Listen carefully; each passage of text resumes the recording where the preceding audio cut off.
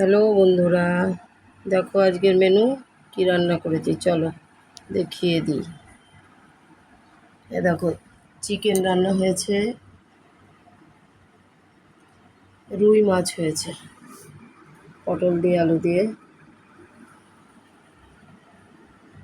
এগুলো সব আলাদা আলাদা করে তুলেছি, খাবে মাছের ঝোল। আর দেখো, মুড়ো দিয়ে মাছের উচ্ছে, আলু পেঁয়াজ দিয়ে একটা চচ্চড়ি,